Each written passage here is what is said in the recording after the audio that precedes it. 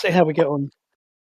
Hello, everyone. So here we are. This is a special one-shot episode of Starship Vigilant, I guess. um, so Short yeah. So for It's a short tonight, trek. what was that? It's a short trek. A short trek. There you go. That's a good. Yeah, good. Well done. Somebody should use that. That's quite a good name. They should go with that. Yeah. So tonight, yes, we're doing a short trek. Let's go with that. So tonight we are doing an episode called The Celestial Algorithm, and this episode is essentially the second edition Quickstart adventure that's been launched by Modiphius Entertainment in advance of the upcoming second edition of Star Trek Adventures, which is due to launch imminently. And so for tonight, for the purposes of tonight, we are playing pre-generated characters, and what I'm going to do is just talk to you a little bit very quickly about what's changed. I know we're all a bit rusty on Star Trek Adventures, me included. However, strictly speaking, if you look at if you're able to look at the character sheets, your characters are hopefully very familiar to you in the way that they look. Character sheet is laid out exactly the same as we've used previously. So as you see, you have traits, values, focuses. You now have pastime, and you have stress. You have attributes and departments. So So I'm going to go through the changes on the sheet just for a bit of information, a bit of background. So the first thing to notice is that under traits, previously in Star Trek Adventures, you would normally have one trait, which would be your species. So, for example, I'm looking at Commodore Nella Zen, who's the commander of the USS Challenger. She has the trait of Trill, also has the trait Joined, has the trait Seal Symbiote, and Starfleet Officer. So in second edition, Modiphius are encouraging us to make more use of traits. Traits can now be applied, well, in fact, they could always be applied to locations, to scenes, to characters, but what they're doing now is they are going to make more use of traits. So locations will have traits. Those of you who've played Fate will be familiar with the idea of qualities and things, which is essentially what traits are. So that's one change. Values unchanged. Again, everyone has, I think, 4 values. Focuses work in exactly the same way. They've also added in a pastime now on the character sheet. So every character has a pastime, and frankly, this is really just there as a bit of flavour, to pad out your character's background a bit more. I believe they also encourage you that can also give you some sort of positive modifier if you are dealing with something that you have knowledge of in a pastime. But again, it's really just there to give a bit more flavour. So stress is as before. However, stress is calculated differently now, and stress is actually more important because the major change that's been made public so far from Star Trek Adventure 2nd Edition is that we no longer use challenge dice. So if you remember in Star Trek Adventures previously, whenever you inflicted damage on somebody, you would roll 6-sided dice, and there would be a whole range of effects based upon how the dice rolled. And in second edition, they've got rid of those challenge dice because I think they just don't want people to have to deal with more than one type of dice. So Fair. if you look on your character sheet where it says attacks, you'll notice now that unarmed strike, so it's still described as melee, but you'll see that unarmed strike now has a value called stun 2. Mhm. So essentially any weapon or any source of injury will be described as to what it causes. So stun means it's stun only damage, which means it can't kill you. Yep. And then it has an intensity, which is the number next to it. So in the case of an unarmed strike, that does stun 2 damage. If somebody hits you in hand-to-hand combat, they're potentially going to inflict 2 points of stun on you. Okay. So the way that stun works is when you're hit with a attack, if the attack succeeds, you take an injury, and if you take that injury without doing anything to stop it, then you're basically knocked to the ground, and you go into there's a condition now called defeated, which means that you get punched, you fall on your backside, and for the purposes of that scene, then it means you're kind of out of the, you're essentially knocked to the ground. Yeah. Now, there's a couple of ways you can avoid that. So obviously, as before, you have certain things will give you resistance. So if you have armor, for example, then resistance will give you, you'll have a resistance will be described as, let's say, 2 points of resistance. So if somebody hits you with a stun 2 weapon, if you've got 2 points of resistance, then that you'll stop those 2 points getting through. So you shrug it off. What you can also do now is you can actually absorb those injury points using your stress boxes. So let's say that you don't have any clever way of avoiding the damage. Somebody hits you, you can, rather than taking the injury and being knocked to the ground, you can say, well, I'm going to take those 2 points of stress. So you would tick off 2 boxes on your stress track. Then that effect, so essentially that means that you've rolled with the punch, you've dodged the punch. So although you've taken some damage, you're still fighting. And in the case of a phaser, for example, you'll see the phaser has the option of stun/deadly 4. So that means obviously you can set the phaser to stun or to a deadly attack. And a deadly attack essentially means it inflicts potentially life-ending damage. Again, 4 points. So you can pay those 4 points of stress again if you want to avoid that attack. But if you get injured by a phaser set on deadly, then you get, not only do you get defeated, but because the injury is potentially deadly, then if you don't get medical attention by the end of that scene, then you're potentially dead because you've been hit with a phaser and you're injured. So that's the major difference, is that they've got rid of those random challenge dice, and now weapons have a fixed value that do a fixed injury to you. There are other ways, there are other things you can do with momentum and so on, but again, that's the fundamentals of it. No challenge dice. Weapons do a fixed point of damage. They still have the special effects. So as you can see, the phaser's got charge, which again means that it can do various different special effects. But fundamentally, that's the major change, I think. Question. Yeah, please. Your stress level, if you have any points of stress, does that affect anything? Say, oh, you've got 3 points of stress, therefore this is going to be more challenging for you. Okay, well, that is an excellent question, and I'm going to flick to the relevant, because I want to make sure that I give you the correct information. So I think the short answer is yes, it does. Okay. I think as you take stress, right? So stress. So yeah, when you suffer stress, basically that's how much you're going to take off your stress track. Now, you're fine up until you reach maximum stress. Okay, so cool. when you fill up your stress track, you then go into a condition called fatigued, which means that you can, obviously, you can't take any more stress because you've used it all up. Mm-hmm. You also pick one attribute that you will automatically fail any task that uses that attribute. So let's say that you're using, I don't know, daring and piloting, let's say. Let's say your console's exploded and you've taken stress damage, and you're still there. But if your stress track is full, and let's say you decide to pick daring as your attribute, then any task that you have to make that uses daring, you're automatically going to fail. And you also suffer, you get a minus, or rather you get a +1 difficulty to all other tasks until you recover from being fatigued. So, Okay. So basically, it's an what's the word I'm looking for? It accrues. You can take stress up to your maximum, and then, as I say, then you become fatigued, begin to do less well at tasks. Now you can recover stress by rest. So obviously, if it's outside of a scene and you have time to rest, you can recover it that way. You can also spend momentum. There's a task that you can roll where you can basically recover 1 stress per 2 points of momentum that you spend. You can also spend threat on that as well. So again, you're encouraged to, if you really need to recover some points of stress, you can do it that way. So that's the major change, I think, in the rules that I'm aware of. Like I say, traits have become more important, but the biggest change is simply that, as I say, that you don't have those challenge dice. You have stress and you have injury. Well, it'd be interesting to see how it all plays out. I'm on the fence about it. I kind of understand why they're doing it.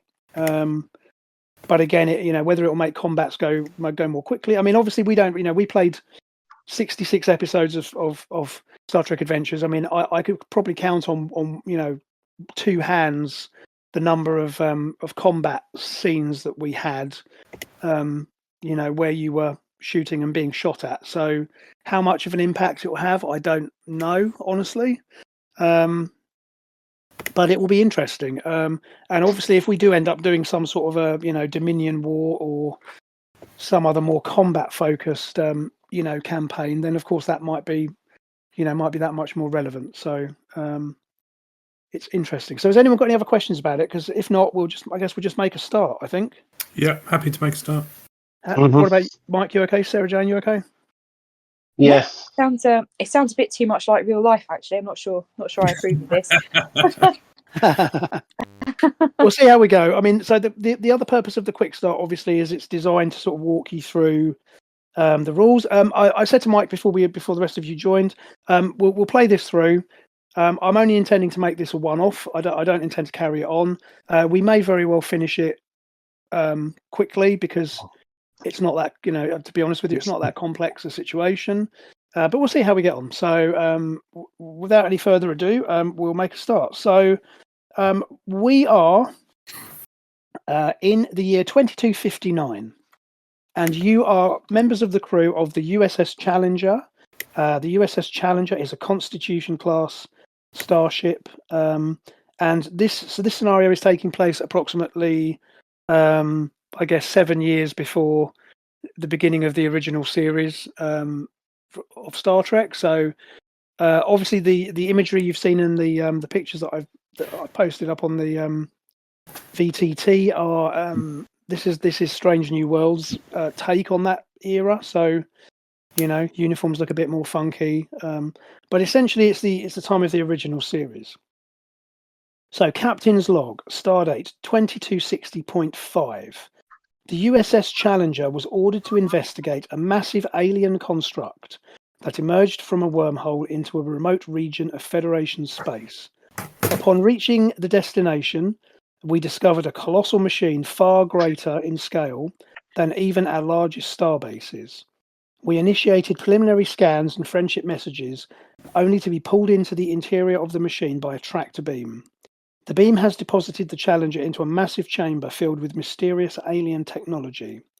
We've not been harmed, and I see no evidence of hostile intent so far. But for what purpose we've been pulled inside this enormous alien structure, we can only guess. So I am going to just quickly, I'll point out unless you want to introduce your characters, but I know that you've only just picked these randomly, so I'll just go around the room and I'll just remind you of who you're playing. So Mike is with us tonight, and Mike is playing Commander Xanthus Thoravik, who is God, that was close. Who is the Andorian first officer,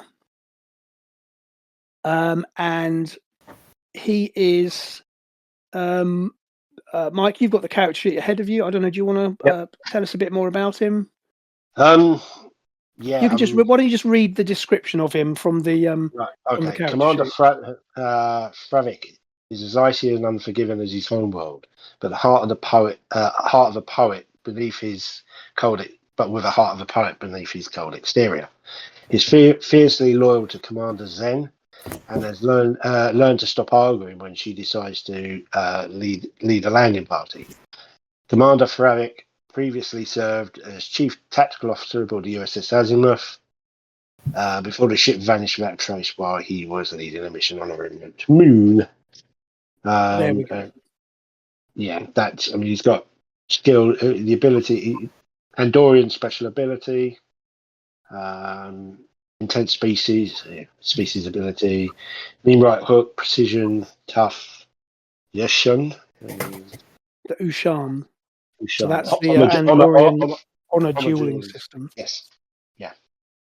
So, and as you'll notice on the character sheet for the rest of you probably won't notice, but on the character sheet he's got a pastime of poetry. So as I said, they're using these pastimes to fill out, a bit more of. hence the post earlier. Correct. Okay. So that's Mike. So you're playing as, say, Commander Thoravik. Travic. Mhm. So, right, next up, we've got Sarah Jane, who's playing Dr. Voral. So, Sarah Jane, have you got the character sheet in front of you? I have. Yep. Do you want to just maybe read the little bit of bump from the character sheet for Yeah, us? sure. Dr. Varal maintains the strict mental discipline characteristic of Vulcans, because she is. But she occasionally allows positive emotions to manifest in ways that make other Vulcans uncomfortable. This is due to a previous mission during which she initiated a mind meld with an energy being who could not otherwise communicate. The experience proved to be transcendent as her consciousness blended with an alien intelligence that radiated joy. This incident opened Varal to intellectual and philosophical possibilities beyond logic. I'm not sure if I should read the next bit or not. No, that's okay. You can do that. It's a one shot, do it. Yeah, one Varal shot. is the only member of the crew to be informed of Commodore Zen's joining, which was necessary in case she has to provide medical care to the Sil symbiont. Okay, yeah. So that just so she's refers to the fact that the Commodore, I think, is a joined trill, but I don't think anyone knows about it. I think Okay. Well, you do So- there. we do now. She's a physician. Her values are things such as logic should not preclude joy. She has a pleasant bedside manner, which is quite interesting for a Vulcan. Exactly. Pleasant doesn't mean nice. No, this is true. Efficient, probably. Focuses include computers, genetics, psychology, philosophy. I can't say it. Philosophy, psychiatry, and her pastime is galactic religions. Interesting. Yeah. Great stuff. Okay, so then last happy Vulcan. by no means least, yeah, happy Vulcan. Last Yep. but by no means least, we have Karen, who is playing Ensign Laniar Tennant. So, Karen, if you're able to, would you like to just read that out for us? Yeah, certainly. So a brilliant and enthusiastic, some might say naive, young officer, Ensign Tennant applies his formidable telepathic abilities to communicate with alien beings. Tennant sharpens his telepathy through daily meditation, and he views the mind as its own universe of possibility, every bit as wondrous and alluring as the cosmos. He's never told anyone, so I'll stop there. I won't. As now. But when he settles into the very deepest layers of his subconscious, he sometimes hears a voice calling to him as if from a great distance. Cthulhu. Yeah, he's a Betazoid. I tell you what, did Kevin write this? I don't. Let's stay out of my mind, pink skin. Yeah. Yeah, Betazoid is all communication-based stuff, and his pastime is code breaking. Cool. Brilliant. So those are our player characters for this evening. Now the rest of the crew is made up of. We have the ship is commanded by Commodore Nella Zen. So Commodore Zen is a female trill, I believe, and I won't go into all of her background. Simply that she's quite an old school kind of frontier captain. She likes to lead landing parties, likes to shoot from the hip, and she has been joined. She has been joined with a trill symbiote. I won't say any more about her background. The rest of it's interesting, but again, it's not really relevant to tonight. But again, she's a very competent officer, a very experienced officer. So she's the commanding officer of the USS Challenger. Then we have Chief Engineer is Lieutenant Commander Burke Venjaxa. He's a Tellarite. I think I can probably stop there, really. You kind of pretty much know what you're getting with Tellarites. Argumentative.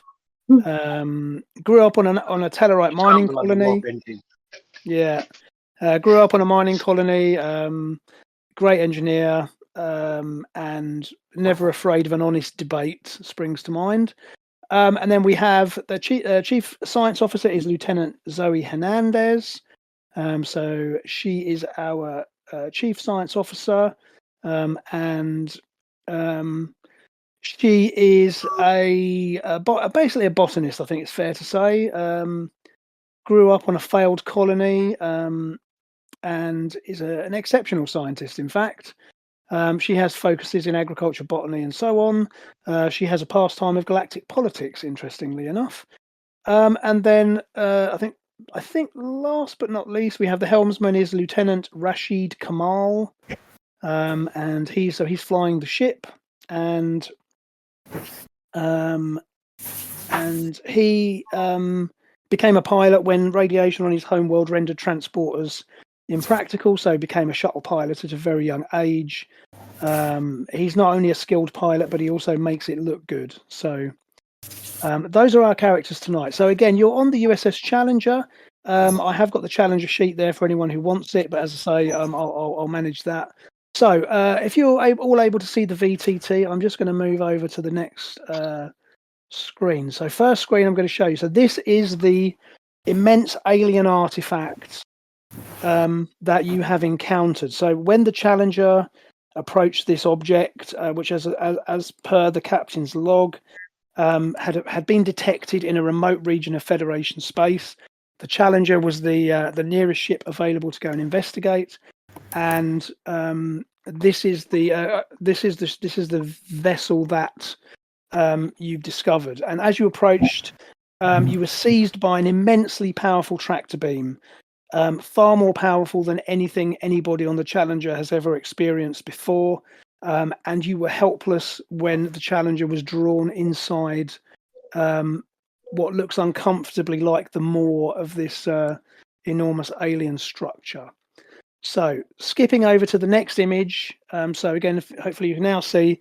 So there's the USS Challenger adrift inside this vast chamber of this alien craft.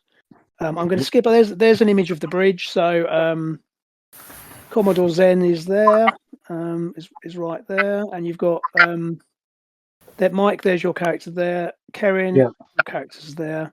Now, Sarah Jane, I've made another image for sick bay, just because for the moment your character's in sick bay. So I don't know if you can see that, but your character's in sick bay. But we'll be able to call on her as needed. So. Okay, so at this point, therefore, you're in the ship, and now again, Commodore Zen is going to be an NPC here, so I'm going to let you guys, tell me what you want to do. So, how would you like to approach this? So as I say, the ship you've had damage reports come in. The ship is undamaged. So although you've been grasped by this immensely powerful tractor beam, you've been deposited in this vast chamber. Are we still held by it? Okay, so the ship appears to have momentum. So the helmsman reports that the tractor beam has been cut off, and Commodore Zen orders him to use thrusters for station keeping, so that the Challenger is under control. So he has control of the ship, has helm control. So you are, at the moment, you seem to be in a nominal situation. There's no obvious danger. So what would you like to do, first of all? I'm going to run a sensor sweep. Excellent stuff. Right. So, they pulled us right in there. It would be rude not to. That image is very Geiger-esque, isn't it? Thanks. Yeah, that was another AI. That's another Leonardo AI image. Basically, I was playing around with, because I tend to use Leonardo to make these. So that's an AI image of a alien structure with a and I cut out the image of the Challenger and sort of dumped it in there. But yeah, thanks. That's kind of what I was going for. Also, Star Trek: The Motion Picture, if anyone's familiar with that, the idea of this vast alien machine. But yeah, I quite like that image. It's quite cool. It kind of speaks to like Monstro the whale as well. I love it. Yeah. I get that. Right. So, Mike, so you're going to make the first. Challenge, first task here. So things are unchanged here. So at the moment you have no momentum in the pool. All right, let's have a look. Okay. However, this is going to be reason plus science. So hang on. I'm just. And it's a difficulty 1. 7 with 9, so the base is 9. So sorry, what's your reason? So you got reason plus science. So what's your reason? 7. And 2 for your science. Yeah, so it's 9 in total. Okay, so what you can do here. So of course, don't forget a couple of things you can do. So for one thing, the ship is going to assist you. Yep. Because obviously the ship is going to be able to, because you're using the ship sensor. So as before, you get an assist roll, and as you're familiar with from first edition, the assist roll, basically the way it works is you say, I'm going to get so and so to assist. So the ship assists you automatically because you're using the sensors. You can also get other characters to assist you, Mhm. and those characters will basically roll 1 dice as opposed to the normal 2. So as long as you get a success, then they can assist you. Now this is a reason. This is a difficulty 1.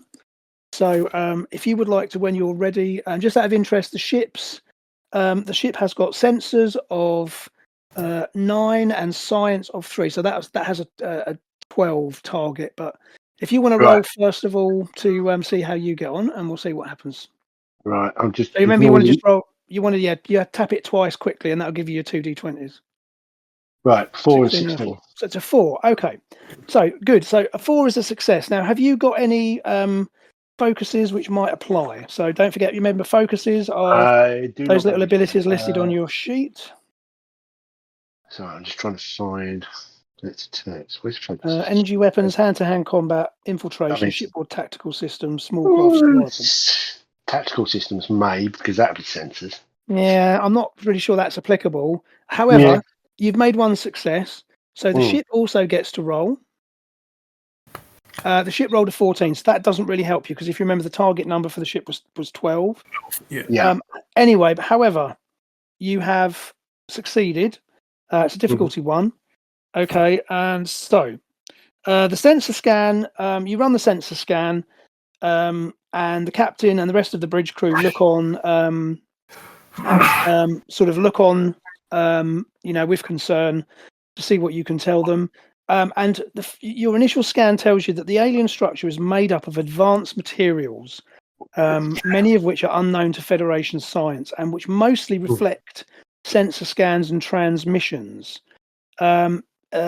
So the communications officer, you've already tried to hail Starfleet, one would assume. Ensign Tennant, you're at the communications console. You've already tried to hail Starfleet, and essentially your communication messages are getting bounced back at you. Okay. As in, they're not getting out very far. They're sort of hitting something that's bouncing back. Yeah, they're literally not. They don't seem to be penetrating. I mean, essentially, the signals are getting bounced back to you almost instantaneously. Question, Steve. Yeah. Quick question. The entrance in which we were pulled in, is that still open? It is open. However, it appears to be blocked by some sort of a force field. And that force field is equally resistant to your communications and sensor scans. To preempt the next question. If you try and scan it, then you get it just gets bounced back at you. I was wondering whether we could shoot a relay buoy through it. Why not? You certainly can if you want to have a go. Yeah, absolutely. Yeah. See where put a beacon outside so we can that and then anyway. Okay, well we'll give it a go. Okay, so what we'll do is we will say that Commodore Zen, she turns to because Commander, I can see from, I think the intention is that Commander Thravik, you sort of sit at the navigator station. I must admit, I wouldn't be the science officer station. Because I think you're sort of the tactical officer, aren't you? Basically. Yeah. Pretty much. It doesn't really say specifically. So okay, so what we'll say is that right. So Commander Thravik, so you're going to basically try and fire a buoy. You want to fire a buoy out of the. So if you just say you're all aware, obviously the Starfleet vessels use they have probes which are like photon torpedoes, essentially retrofitted with sensors and communications gear. So this is going to be a difficulty 1. And obviously you're going to use security as your and I would say. So which attribute would you like to use? Secure. Just trying to remember which one it is. It'd be control, wouldn't it? Yeah, probably control. Because that's the operation of machinery, if I remember right.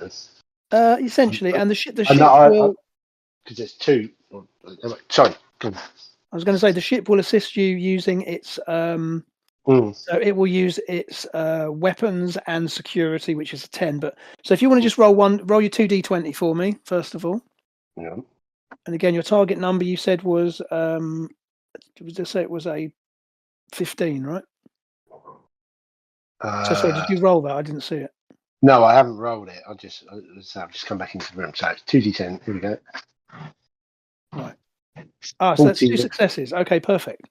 So the ship's going to roll as well. Oh, nice. So you've got 3 successes. That gives you 2 points of momentum to bank. Okay. Okay. So you target the entrance to the artifact, which is, I don't know, it's certainly a few dozen kilometers away. This chamber is vast. And you launch the probe, and you see on the screen the probe drops out of the forward torpedo launcher, and it kind of thrusts away towards the entrance, and you're all kind of watching as it kind of tracks. That you bring up a tactical display on the main viewer, and you see this little probe go do do do do. Nice bit of dramatic music.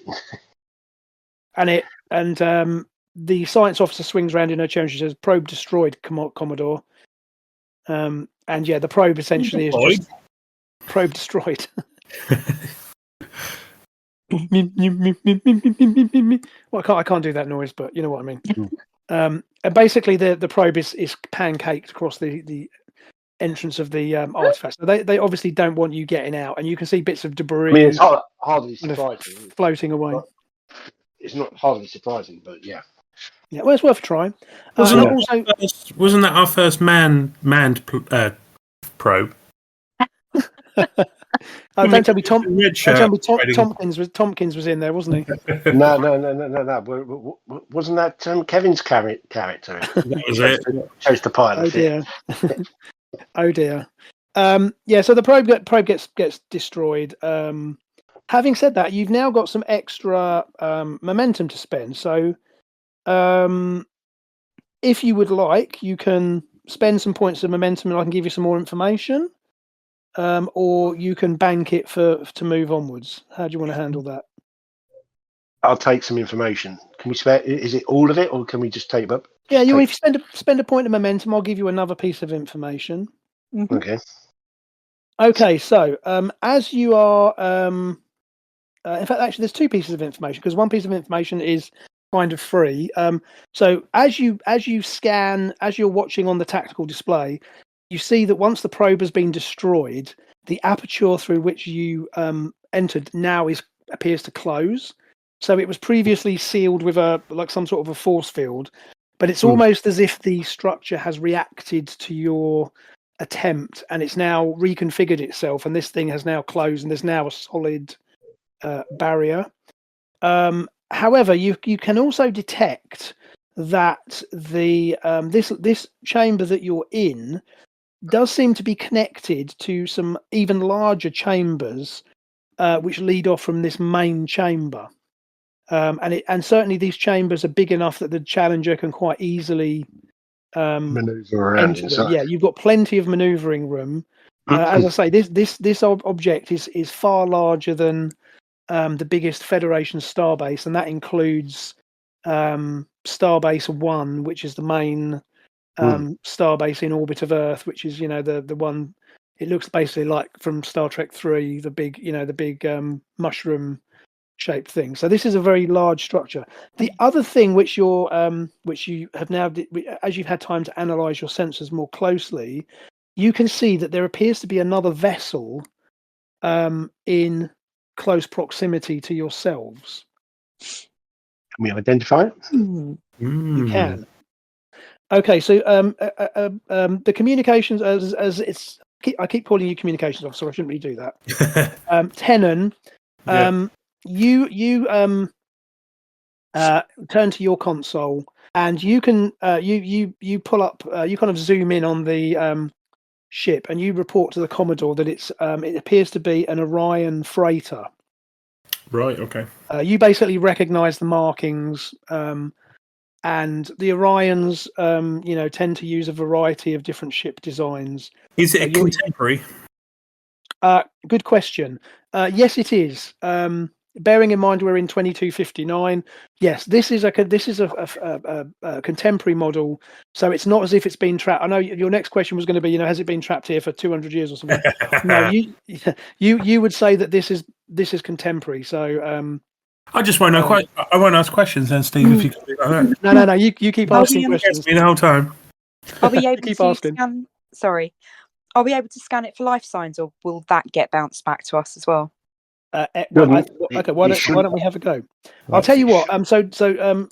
Dr. Giral, so you, Dr. Viral rather, Yep. you kind of enter onto the bridge because obviously you've been in your sick bay and you've done your, you've waited for casualty reports, and I mean, apart from the odd sprained ankle or something where when the tractor beam first grabbed the ship and there was a kind of a judder, and probably Ensign Xenon, who was doing gymnastics in the main fitness room, has landed badly and sprained his ankle or something. But other than that, the crew are in. There's no injuries reported in the crew. So Can I just ask as well? Because obviously my pastime's galactic religions. I mean, I'm working on the assumption that this may not be an actual ship. It looks like a whale. It might actually be alive. Have I ever heard of any legends of something like this before in my research into religions? We went heavy quick, didn't we? Yeah. Sorry. It's just like the good old days, isn't it? Just like the good old days. Okay, no, that's a very good question. Well, I may not have heard of anything like it. I just wondered. No, you have. In fact, obviously, if you remember from the Shackleton Expanse campaign, which obviously your character knows nothing about, but if you remember, the Vulcans did indeed have legends of space-bearing creatures. If you remember, we encountered, or the Vigilant encountered, something that were essentially space whales. If you remember. Yes. In one of our adventures. So actually, yes, although you've been watching on the kind of external monitors, and clearly this structure is vast. Steve, can I interrupt ever so quick? When I think back to some of our episodes, I sometimes can't remember if that was an episode we played or an actual episode of Star Trek that I watched. I just want you to know that I visualize some of these games so much so that I can't distinguish between. Well, that's just so sweet of you, and I appreciate that. I mean, it's not really me. It's down to. Did I watch that, or was that a game we played? I appreciate that. That's high praise indeed, and so I'll take that. But thank you. But basically, this was. I can't remember off the top of my head the exact scenario, but essentially, it was acknowledged that the Vulcans have. Because again, Vulcans, as you know, don't have a, they're not like renowned for being religious, particularly, or for being. I mean, they have their own religion, but their religion is that of logic. They're but of course, in prehistory, so that the way of Sorak, which is the the path that most contemporary Vulcans follow, has only been around for. Again, Mike is my Star Trek encyclopedia. But for a couple of hundred years. So this is, that's fairly recent. And in prehistory and pre-Sorak, the Vulcans had all sorts of beliefs. So I'm not sure. For those, I don't know how far it is, but I'm seeing about the space whale thing. I think, isn't there some turn up in Project? It's that bloody show again. I can't. You're not thinking of Rebels, Star Wars Rebels, are you? Because no, it just may be an episode you haven't seen yet. That's what I'm saying. Okay, maybe. But anyway, the point is, So yes. So what I'm getting at is, I think the Doctor. So Dr. Viral, you decide to head to the bridge because you've done your duty. You've got, obviously you have a medical staff, and you decide that you might want to bring that to the Commodore's attention. So you head for a turbo lift, and you ride the turbo lift up to the bridge, and you enter the bridge. And as you come onto the bridge, Commodore Zen, she sort of turns in her chair, but just nods at you. She seems to be happy that you're there. And she says, "Oh, Doctor, good timing. We may have some casualties for you." And she gestures at the main viewer, and on the viewer you can see the what looks to be a smaller vessel drifting nearby. And she says, "Can I ask you, Doctor, please run a scan to see whether you can pick up any life signs. And you can just head over to one of the consoles. I mean, I know we do have a science officer, but we're going to let you kind of take that role on a bit, I think, as you're playing So you kind of Steve, head over to one of the consoles, and I'll get you to make a roll in a sec. Yes, Mike. while she's doing that, I'm going to run a scan on the ship itself Mhm. to see whether it's turned up in any of our databases. Okay. Right. So let me get that. You're going to prepare to do that. So Sarah Jane, what you need to do Yep. is you're going to roll for me. It's going to be reason and science. So you've got a 12, and so you've got a target number of a 4. 16, right? Okay. And as far as focuses go, you've got computers, which will definitely help. Yep. And so so that will give you a focus. So if you want to just roll 2d20 for me, and also the Okay. ship will assist you as well.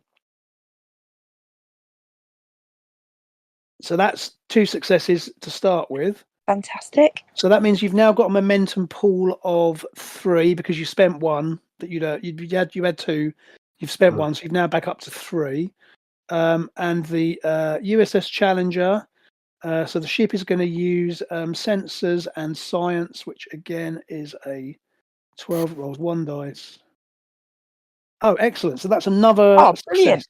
So you've just rolled you've made plenty of successes, and you've now got 4 points of momentum banked. I probably should keep a track of that, but never mind, I'll remember it. Okay, so right, you make your scan, and you can determine. Just bear with me 1 second. Okay. Okay, you can scan it, and you are. However, you're quite horrified to see that there seems to be a large. There seems to be quite a serious reactor or a radiation leak on the ship. You can definitely pick up a couple of life signs, although you're struggling to penetrate the interference from the radiation. But certainly, if there's anybody on that ship, they are likely to be in dire straits. Can we beam them over? We'll come back to that in a sec. So, Mike, if you want to, again, reason and science for me, if you want to scan to see whether the ship is in your database. I think that was 9, didn't I say? Yeah. Reason science 2, 7. Yeah, there we go. So come on, back again. There we go. Oh, a complication. Ooh. 20, 15. Ooh, And a not good. failure. Okay, so Bit of momentum to get rid of that 20.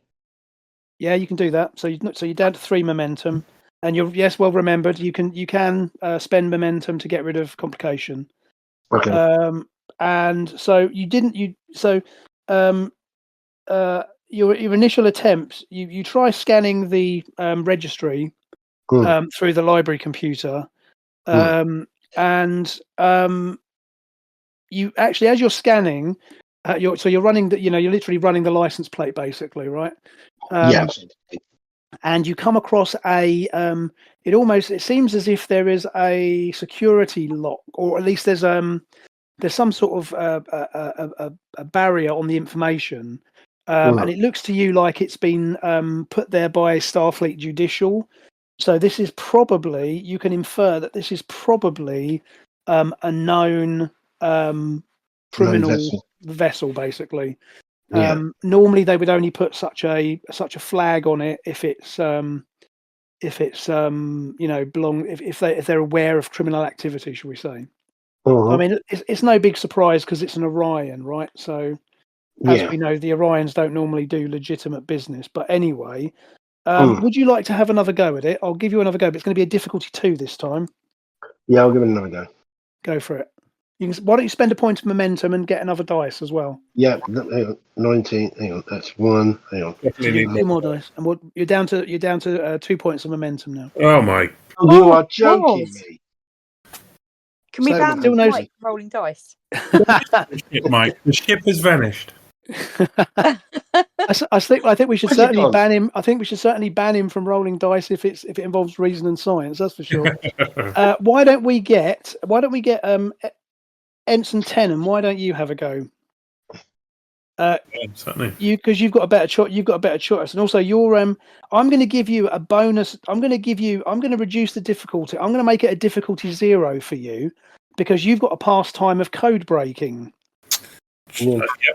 Actually, he'd be more useful to break into the crack the security code on the file. Yeah, well, exactly. So that's what I'm saying. So he Yeah. watches you struggling. He watches you struggling with this, and you probably bash your hands on the console in frustration because you don't do computers, right? You like to shoot things and hit things, basically. But in the background, Tennant is kind of tapping away on his console. He's a bit Chekhov-like. He's a bit. I guess he could probably be a bit annoying in the wrong light, but because he's very competent. So why don't you have a go, Karen? So if you want to roll me reason and science. Certainly. So 13 I'm looking for. Yeah, it's a difficulty 0. So Okay. you got one success, and Yeah. then because because I've given you a bonus because of your pastime, then you get that goes straight onto your momentum. All right, so you succeed, and that gives you now the information that I gain from that. Can I send that straight over to Mike's computer rather than announce it? Sure. Yeah. So you kind of your fingers kind of fly over the so if anyone was watching you at the console, the displays would be kind of flicking around. Did a bit of and you're doing a bit of code slicing. You kind of hack through. I mean, to be honest, the Starfleet Judicial, the security on it to your eyes is quite mundane and quite unimaginative. And you kind of get through it very quickly. And yeah, sure enough, you then send an email to the first officer's console, and you get like a ping, Mike, and a message pops up, and it gives you all the information. Okay. And you can see that it's come from Tennant. Yeah. I'll look over the ensign approvingly. Okay. Excellent. So what this tells you is so you can tell that the ship is called the Sapphire Nexus. Okay. The registered owner is an Orion captain called Zara Kethex. She's described in inverted commas as free trader. And essentially you can see her. Then you can see there's a rap sheet against this ship. She has a small crew, and their crimes against the Federation include theft, smuggling. But she's only ever been convicted of minor violations, such as her ship having her ship registry being out of date, failure to file accurate flight plans, and so on and so on. So the question is, why has she got a high? Why is her file security coded? Well, it's probably just because it's not for general consumption. It's police. I mean, again, it's not really police, but it's considered confidential because, again, the Federation is a society which puts the rights of all citizens, even criminals. So I think I don't want you to read too much into it. It's simply that it is. Okay. It's not just open information. It is. Oh, this is sensitive information because essentially they're criminals. So Commodore Zen would probably have the permissions to get into it. The bottom line is you're just not very good with computers, so you're, as I say, it's just that, you kind of like get frustrated with it and Tennant just kind of easily ducks past the security. So yeah, I mean, basically it looks like she's a typical Orion, small time crook, basically. However, the fact remains that as the Doctor has discovered, there is definitely a serious danger to life on this vessel. So Commodore Zen turns to you and she says, "Commander, I want you to send a boarding party over immediately and retrieve any of the crew that you can, but make it quick." She's looking over at the science station, and you can see that those radiation readings are worrying me. So before she's finished the sentence, I look at the Doctor. I say, "Doctor, ensign, with me." Handy. I'm up out of my chair and heading for the. Thank you. You made my life so much easier there by just getting them to come with you. That's good. Right, so you all head down to the transporter room. I didn't bother doing a graphic of the transporter room, so you'll forgive me. So you head down to the transporter room. There's a standard extra manning the console, and he's going to make. I'm going to make a roll for him. Okay, bear with me. Okay. 19, okay, so he energizes. So he says, right, everyone. He says, you and the Doctor Sorry, Doctor. You estimate that you can't spend more than probably 10 minutes or so over there before it becomes dangerous. Don't forget to give us all the appropriate anti-radiation treatments once we get back. Exactly. So you'll step up onto the transporter, and the ensign energizes, and you find yourself materializing inside the cramped, what looks to be a cargo hold of this vessel. The ensign who operating the transporter has picked the biggest open area he could find because of the radiation coming from the reactor leak.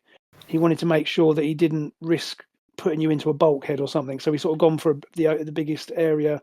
However, this is still it's not massive cargo bay, but it's stacked full of crates and Right.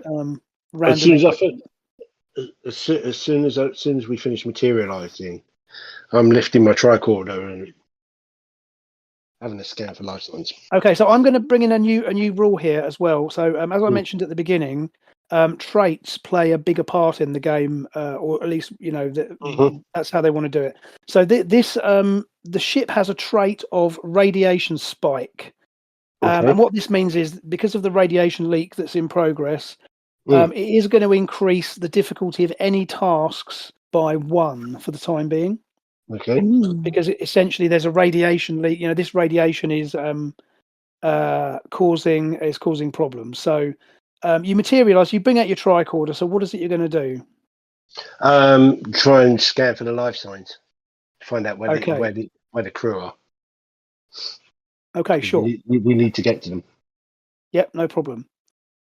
So again, if you want to make a roll, then but again, you're using your favourite reason and science again. Yeah, well, can't be that lucky, can I? 8-15. You got an 8. Okay, that's a success. Now, unfortunately, because that's as I said, because it's the difficulty is increased by 1. That's a stat you don't actually succeed. However, this is like a failure, but because again, it's the tricorder is functioning. It is like struggling. However, you can see that what it appears that the life signs are basically clustered near the engine room, which is to the stern of the ship. So at least the direction in which to head. Yeah. Okay. So you can sort of head off. Now the Sapphire Nexus's interior is darkened, and clearly the main power is offline, as you'd expect. The lighting is on emergency lighting. You can also taste the air tastes very stale. And you guess that's because the environmental systems have failed. Yeah, life support's not working. Yeah, I mean there is obviously air in the ship because it's a fairly large volume, but certainly this ship is in real trouble. So you head out of the cargo bay. The pair of you, a couple of you, have to sort of force the door open manually. You don't need a test for that. It's just because that the main power has been switched off. So as you head off into the corridors, and as you head in through the corridors, Doctor, first of all, you come across an Orion collapsed on the floor. So would you like to try and give him some first aid? Yes, please. Okay, so what you're going to do is it's going to be a reason and medicine task for you. Okay, so that's 12 and so 17. 17, and you've no doubt got. Let me see. You've got emergency medicine as well. Is going to be a focus. So you're pretty well. So it's going to be difficulty 2, however. So do you want to spend a point of momentum to buy an extra dice, or are you happy? I would do if we got plenty. Yeah, go on then. Yeah, you've got 3 points of momentum, right? So you take it down to 2 momentum. Okay, so go ahead and roll it for me. So roll 3 d20 for me. Oh, nice. So that's rolling the 1 gives you an immediate 2 successes.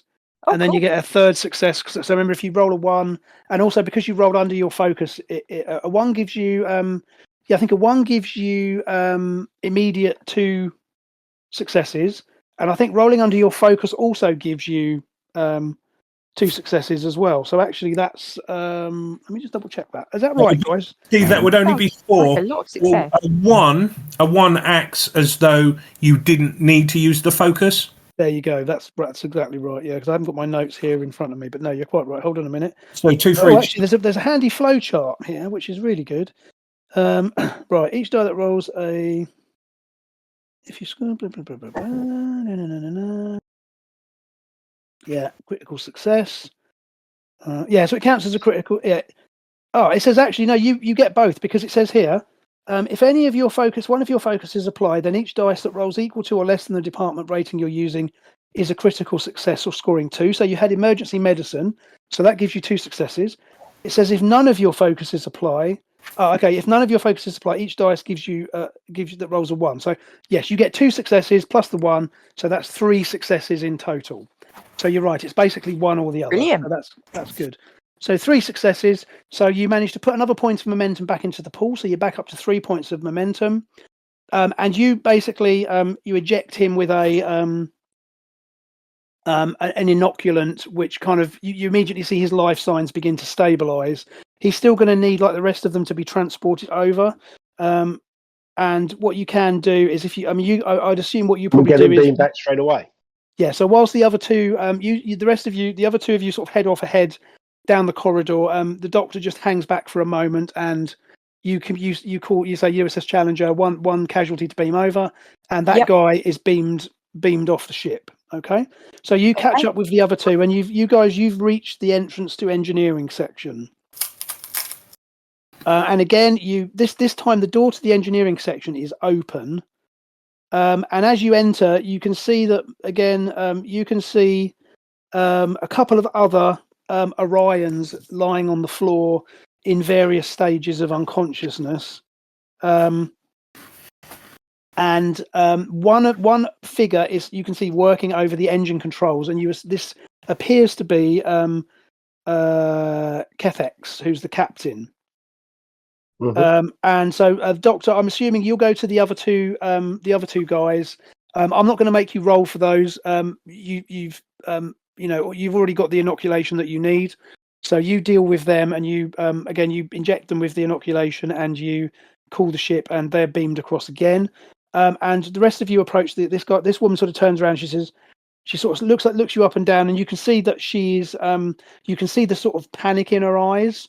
As she's working feverishly on her, on the controls, and you see a look that looks somewhere between kind of relief and frustration passes across her eyes, and she's like, "Oh, typical Starfleet. I guess you're here to save the day, huh?" That's what we're here for. We've heard. Understand you may require some assistance. You could Starfleet answer. She sort of looks you up and down. She goes, a sense of humour in an Andorian. That's unusual. I keep a perfectly straight face. Just look at her. I don't suppose you thought to bring an engineer with you, did you? Good question. We have plenty of engineers. They're just not here. She goes, never mind you, and she points to the ensign, and she says, "You, what's your name?" Ensign Tanner. Get over here. You can help. And I will a quick glance to my commanding officer before making. I'll just look at him and nod. Yeah. Okay. And then make a move. It's also worth noting that Tennant suddenly has a very uncomfortable feeling, because you suddenly realise that this Orion is extremely attractive, and even though she's sweaty and is in a life-threatening situation, you're kind of like, oh, you're almost a little bit intimidated. Those are but anyway, pheromones, isn't it? Yeah, fumbling over my words. Well, there you go. Yeah, pheromones. That's a good question, actually. Has she got pheromones? That's a good point. Let's have a little look. She's she is a green Orion, isn't she? She's a green Orion. She is a green Orion woman. She doesn't have. Just bear with me a second. Interestingly, so blah blah blah blah blah blah blah. No, so she doesn't have. She doesn't have any specific talent to do with pheromones. However, she is extremely attractive, and particularly to a young sort of inexperienced ensign. However, I'm going to bring up one other new rule thing here, which is quite interesting. So again, it's not really relevant to this, but a change to the rules here is that NPCs, major NPCs at least, come with a personal threat pool. So, as you know, threat and momentum are the kind of two sides of the coin. They're the kind of currency that you can use to influence the game. So, whereas the players can gain momentum, the GM starts with a pool of threat, and I can spend threat if I want to escalate things, if I want to throw, things at you, and I can also use threat to buy extra dice and all that kind of thing. And one change they've made here to make NPCs a bit more interesting is they've actually given them personal threat. So she comes with a personal threat pool of 10, which means that any scene that she is in, the GM can use. Yeah, I can use threat from her pool without touching the kind of overall threat pool. So, question: can you use your own threat pool if you wish?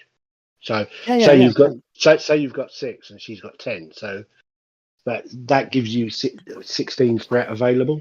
The point is she comes with her own threat, which is independent of threat that's been generated. But the only thing I can do, the only time I can use the threat is if it's something to do with her. Yeah. So, for example, if I wanted to buy off, if you're in a phaser fight with her and she needs to buy off damage or injury, I can use her threat pool for that. I can use, but it's just a slight change again. They said they're trying to make NPCs a bit more to have a bit more agency, so that it gives a few more options. Nice. So anyway, so that I just thought I'd mention that because that just occurred to me.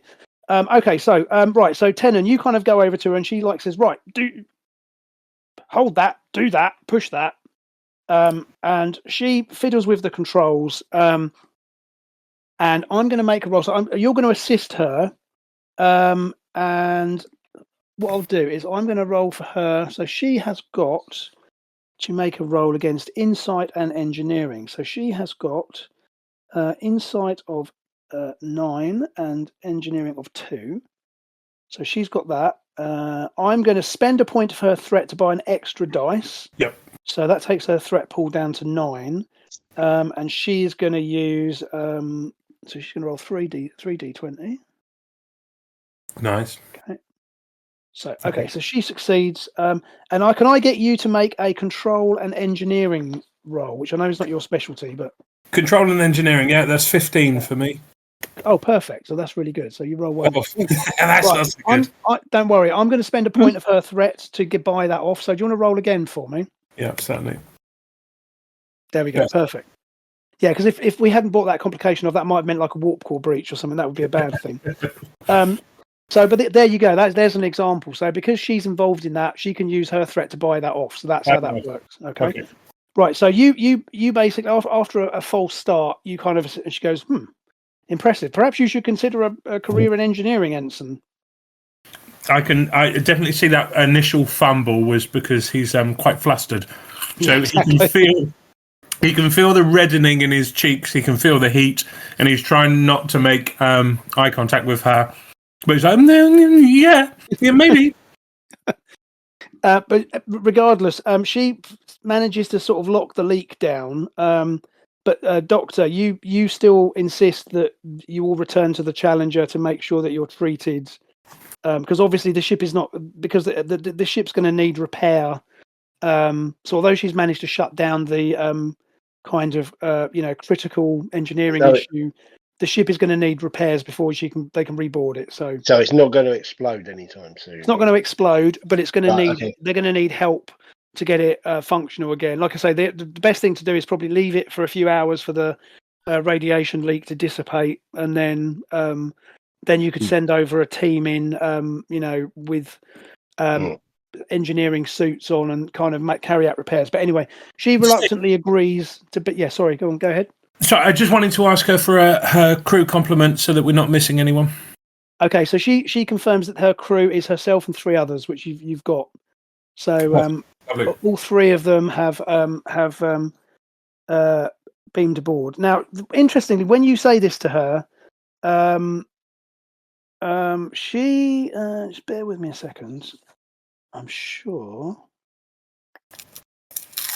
that what she wants to do.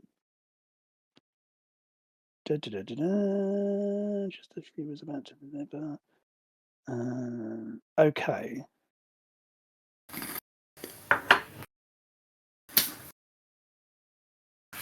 Okay, so she says she agrees reluctantly to transport over, but she actually begs you, Commander. She says, please, we were carrying a supply of veterinary medicine. Please, can I ask that you transport that over to your ship as well, so that it is protected from the radiation? Yeah.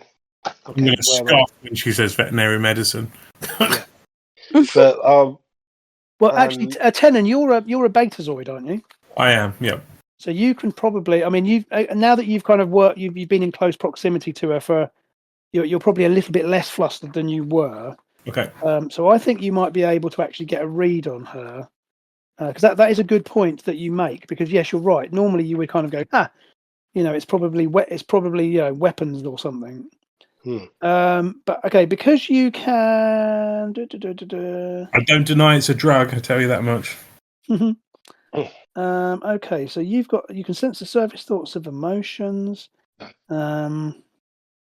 Yeah, so there's no task actually. You can it just works for you. Okay. So you actually surprisingly believe that she's being genuine and that she's genuinely concerned about making sure that this and you don't get any sense that the veterinary medicine thing is wrong. She's okay. You sort of seem convinced that she does seem actually genuinely worried about making sure it doesn't get spoiled. Okay. Yep. Steve. Yeah. Steve, I just want to make sure when we do beam the cargo back, but it's beamed into a secure area. Mm-hmm. Not just an open cargo hold, but a sort of like like a not contaminated. What do they call it? Biohazard. Quarantine. That's the word I was looking for. Sort of like a quarantine zone, just so we can. I mean, it's basically for her benefit as well, because we say, well, we put it into quarantine because it's the best, most secure facility, and no outside influence can get to it. Absolutely. Does that make sense? Yeah, absolutely. Yeah, 100%. So yeah, you make those arrangements. So you kind of give her the assurance that you're going to transport it over. So the three of you plus her transport over. When you reach the transporter room of the Challenger, there are a couple of medical teams are already there, and they're kind of wheeling out the rest of her crew on gurneys towards sick bay. As you beam aboard, they're kind of leaving with them on the and there's literally there's no intership beaming at this timeline. It's not very accurate, so there is, but it's very it's risky. Yeah. So they basically are charging off, doing the whole kind of medical thing. They're kind of they've got like intravenous drips and all that stuff, and they're heading them off. So and when you materialize, there's a medical team waiting for her, but she sort of waves them away and says, "I'm fine. I will walk." But Commander, remember your promise to me. Please make sure that cargo is safe. But cargo has been transported to a secure quarantine facility on the ship. Okay, so she looks at she looks at the transporter readout on the console, and only then, when she's satisfied, she sort of says, "Very well," and she allows the medical people to kind of walk her to sick bay. Yeah. Obviously, I'm assuming that you will probably I will recommend a security detachment be made of be on sort of discreet. Discreetly, but I will also walk with her, and I'll start trying to. I say, so how did you find yourself in this situation? Okay, so she just says that they were hired to transport a cache of and when she says this, you're not sure whether she was actually hired or whether they stole it, but regardless, they were transporting this veterinary medicine. I mean, at the moment, I'm more interested in how she got scooped up by this thing rather than sort of like what she was doing before that. So she says that she was intending to administer some veterinary medicine to a pod of Gormaganders. So do you remember what any of you know what the Gormaganders are? No. That name ring No. anything to you? So the Gormaganders, this seems to be a bit of a theme, but Gormaganders go back to the spacefaring whale thing. Okay. All right. They did appear in Discovery, I think, Mike, right? Maybe that's what I was thinking of. Maybe that's what it's about. Yeah, it's kind of like a space whale. They are basically space whales. Yeah, space going and whales. Maybe that's what I was thinking of. So she was apparently intending to administer medication to this pod. Mm. So again, pod, group of them. Weren't they in Picard? It could be. I can't remember. They're a Star Trek thing, but they're basically a space whale. Mm. And when she was about to deliver the medication, this massive alien machine appeared out of a wormhole and tracked both the Sapphire Nexus and, as far as she knows, the entire pod of Gormaganders inside as well. And she pushed her engines far too hard to try and escape from the tractor beam, which, as you know from your own experience, would have been absolutely pointless. Yep. So basically, not only did that prove fruitless, but it also basically caused her engines to overload, and that's when you found her. So she's literally been captured by this machine, not much before you were, essentially. Okay. Fair. Okay. Yeah. And she insists that that's why she's. She doesn't tell you why she's worried about these Gormaganders. She simply says that that's what she was trying to do, and that's why she wants this medicine. So in case you encounter them, she wants to make sure that the medicine is still viable. Which, again, her behaviour seems odd to you for an Orion.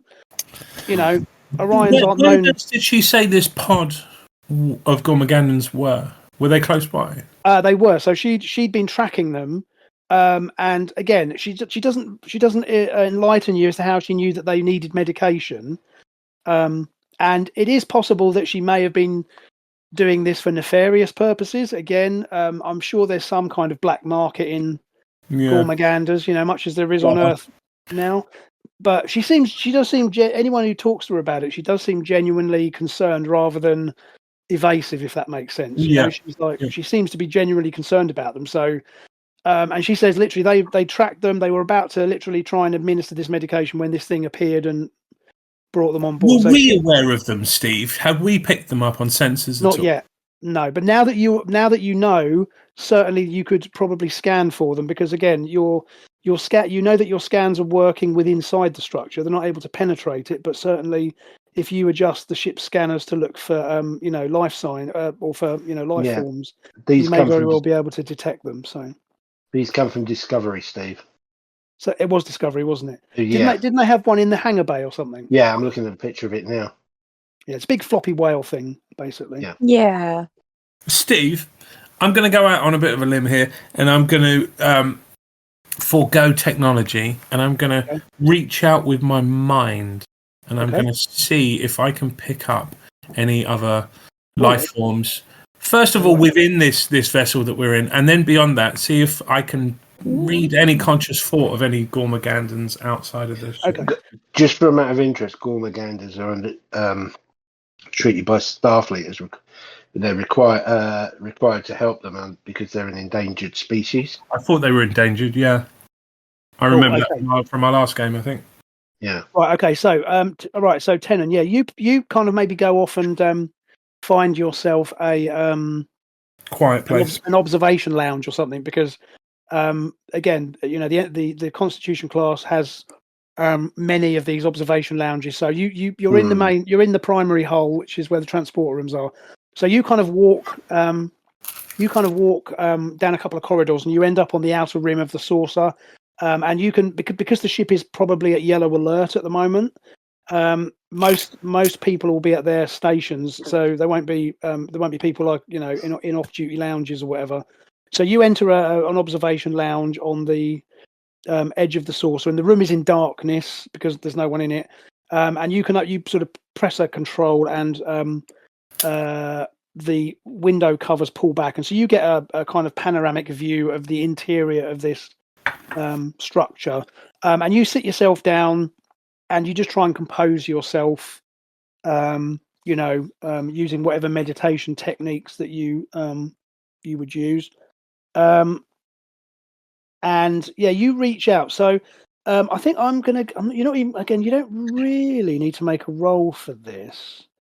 Again, there's nothing on your character sheet that says that you need to roll for that ability of yours. Mm. So I think it's fair to say that you just need a bit of peace and quiet and a bit of focus, right? Yeah.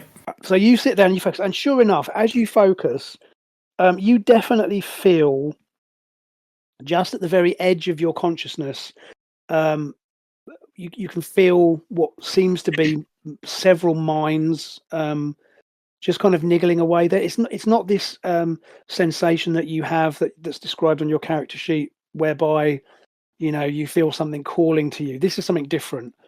However, you get the impression that this is several somethings, but you don't get the impression that this is coming from this alien device. You get the impression that this is probably the Gormaganders. Okay. You can't be more specific, but you get a vague impression of a heading. So you kind of, again, you're looking at the port side, and you get the impression that they're kind of somewhere in that direction. You can't be more specific, but you kind of head off to the bridge, I think, would be the next likely thing to do, because now that you've detected them, you can probably get the ship's sensors to detect them more carefully. Does this vessel then seem quiet? Is it? Yeah, you mean the alien vessel? Yeah. Yeah, I mean, although you can see the Orion ship is in your eyesight, kind of distant, drifting in the.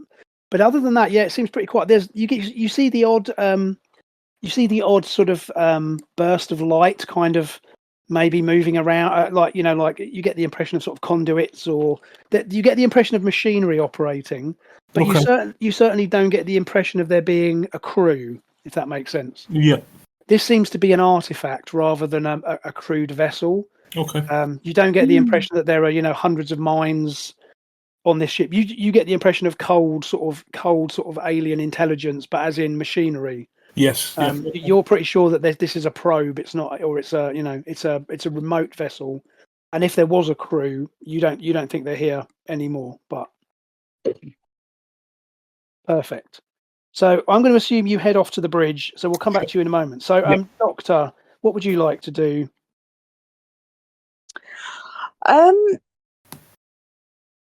At this point, I'm not really sure. Shall we say that you that what you do is you probably you probably head down to sickbay first of all, just to make sure that everything's under control. Again, you have got people there, and sure enough. A small suggestion. Yeah. Would veterinary medication? Would the doctor maybe like to have a quick look at it, just to? Good idea. I'm sure it's kosher. I'm but not. If anyone's going to know about medication. Mm-hmm. There's your cool sickbay, by the way. So I see it. Yeah. So what you can do is then that's a good idea. So you're in your office in sickbay. You've reported into the captain and you've advised her on the condition of the 4 Orions, and as expected, they're suffering from radiation sickness. However, you've administered medication, and they're undergoing treatment. So you say to them that within a few hours they'll be healthy enough. But you recommend that they be kept bed rest, and they'll have regular administrations of medication every couple of hours. But other than that, there's not much else you can do for them. And the same goes for the Orion captain. She reluctantly has agreed to, she sort of accepted treatment reluctantly. But now that she's actually in sickbay and has had a dose of this medicine, she kind of almost collapses onto one of the sickbay beds. Again, because she probably what you've learned from your examination of it is that it seems that she took the bulk of the dose of radiation meds that were available to allow her to carry on working on the engines longer than the rest of them. Right. So actually, she's in some ways she's in slightly better nick, but again, still needs treatment. So you report all of this to the captain, and then as suggested, you go, you could take a look at that medicine. So you can run up you can go to your console, and you can essentially call up a analysis of the medicine. So I'll get you to make a reason and science roll for me, please. Difficulty 1 is all that's needed. So reason and science, that is 4 and so 16. Yeah, 16. And in God. terms of focuses, I got anything? not Get really. back to the PDF. Genetics, no, none of that's really. Well, I'll give you infectious diseases because, for all you know, of course, it could be some sort of. I mean, again, at this point, you don't know what it is. So if Yeah. that comes into play, I'll let you know. But just for now, just roll your 2 dice and see how you get on. Okie dokie. You've got a pretty good chance of getting them. Oh, That's two successes, right? yep, just. Perfect. Okay, perfect. So, yeah, you do a quick analysis, and to be honest, you're convinced that she's telling the truth. This is indeed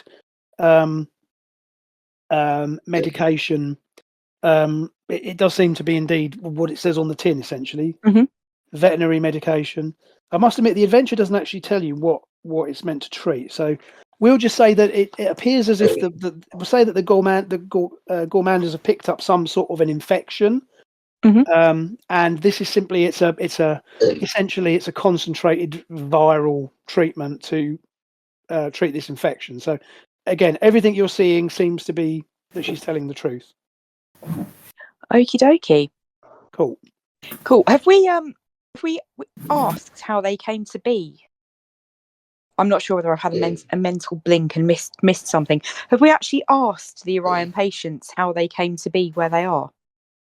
Yeah, so Mike had a conversation with her, and so essentially what she'd said was that they had been they were transporting this veterinary medication. They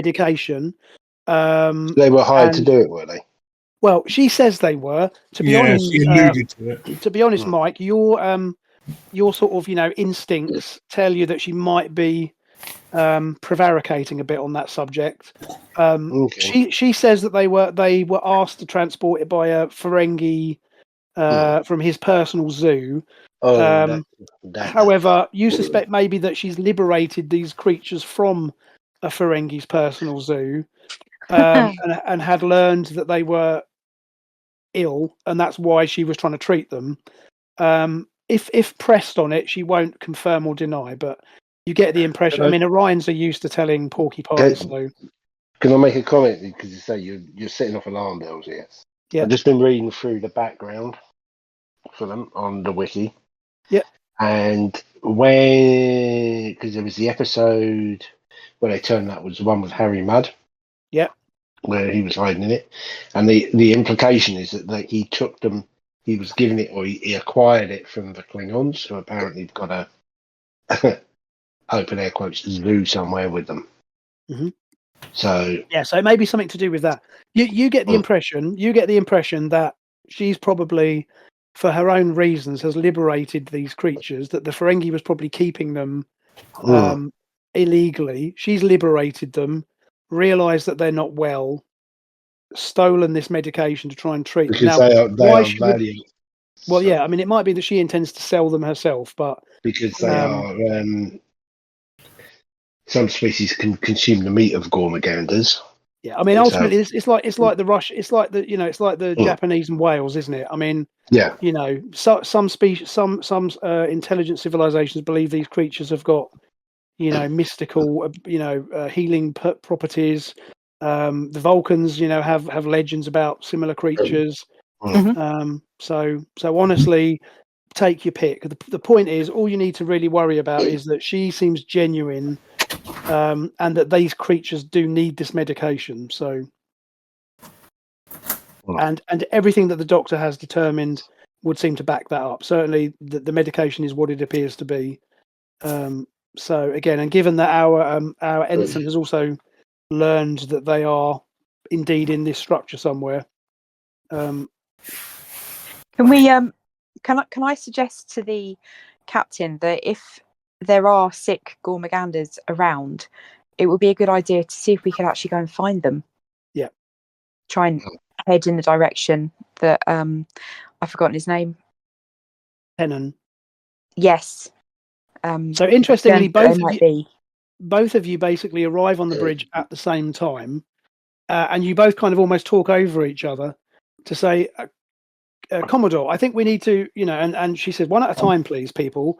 So Tenon says, look, I've this Orion, the Orion woman, and he sort of blush, you sort of blush at that, Yes. has Steve, could I suggest that I'm trying to put my point across and stumbling over my words, maybe intimidated by the captain, but it's Varel that sort of maybe speaks on my behalf and sort of backs up what I'm saying. Absolutely perfect. Yeah. Rather than talk over one another. Perfect. So Varel wouldn't talk over somebody else. She'd no. I think I'm struggling to get my point across, and I think Varel sort of steps up and helps me out with more confidence than I've got. So Tennant stumbles a bit, and the Commodore sort of looks at the Doctor and goes, "Well, Doctor," and you say, "The ensign is correct. The ensign is correct." We have correct. Yeah, the ensign is correct. We have reason to believe that there might well be sick Gormaganders in the region, and given their importance to many different civilizations, I think it would be in everybody's best interest for us to locate them and see if we can render them any assistance. She says, and she sort of thinks about it for a moment. She goes, okay. She goes, well, listen, we're obviously not going anywhere anytime soon, so we may as well deal with what's in front of us. So, Ensign, I want you to take your station. Your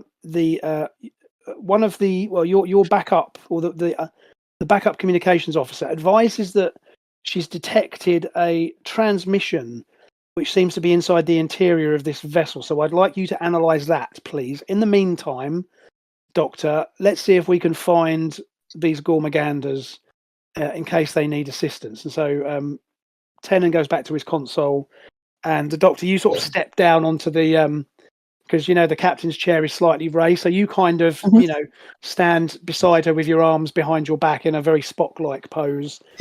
And she says, "Commander, let's see if we can catch some whales." I'm sorry, I didn't think I was on the bridge. Well, let's say you are now. So okay. you arrive back on the bridge because unless sorry, Mike, is there anything else you wanted to do, or no? Basically, I was going to say I was going to go back to the bridge anyway. Just leave the. Actually, I may as well take the captain with us because she knows more about it. What's the Orion captain with us? So we'll go up to the bridge. Okay, if that's what you want to do, yeah. I take it you've checked it for weapons, right? Yeah. Well, I'm Okay, assuming and scanning devices and all sorts. Frisker. Okay, so you sort of appear, and again, all of this is sort of happening, more or less concurrently, right? So you board, you sort of say, Captain, if you'd like to accompany me, you take her to the turbo lift. She's a bit unsteady on her feet, but the medication has kicked in, so she's feeling a bit better. And obviously, the turbo lift rides you up to the bridge, and you step out onto the bridge. And she sort of goes, lets out a little whistle as she sort of looks around the bridge, because obviously, this is this Constitution class is the sort of state of the art. And she sort of looks around and is like, again, and whistles again. She says, "Wow, nice ship you have here." And Commodore Zen sort of spins round in her chair and says, "Commander, care to explain?" Okay, Captain, this is, and I'll do the introductions. Okay. Well, she softens somewhat once she says, "Oh, well, Captain, I'm glad we could be of assistance. I understand that there may be some Gormaganders in here with us. We're going to try and locate them and administer assistance. So, would you care to remain on the bridge?" And she's like, "Oh, if that's acceptable, Captain, yes, indeed." So she says, "Very well, have a seat." And she gestures. There's plenty of stations around the side of the bridge, so she sort of gestures her to a chair. You'll notice that she discreetly taps some controls on the bridge armrest, and she sort of locks that control console down just to make sure that she's not fiddling with it, basically. Can I just ask something else at this point? Please. Obviously, we've had the Orions come aboard with various levels of radiation damage and whatnot from whatever's going on their ship. Mm-hmm. Have we checked just to make sure that the ship's not going to blow up and take us all with it? No, I asked this earlier. Yeah, we secured it. We made sure it wasn't going to. I am awake, I promise. Yeah, the ship is perfectly safe. The engine problem is under control.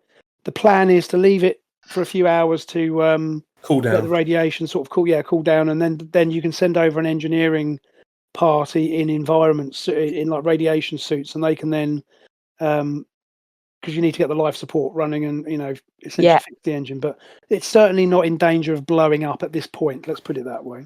Fabulous. Thank you. Okay. Sorry, carry on as you were. All good. No, it's good to ask questions. It reminds me of what we're doing as well.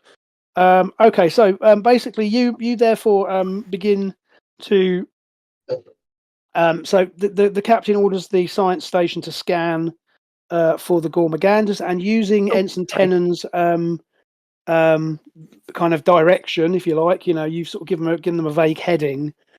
She says to the helm, she's right, helm, set course, 137 Mark 4, maneuvering thrusters only, and the ship very slowly begins to move forward. Obviously, under very, very small, a very small amount of movement, because you don't want to go shooting off at impulse speed.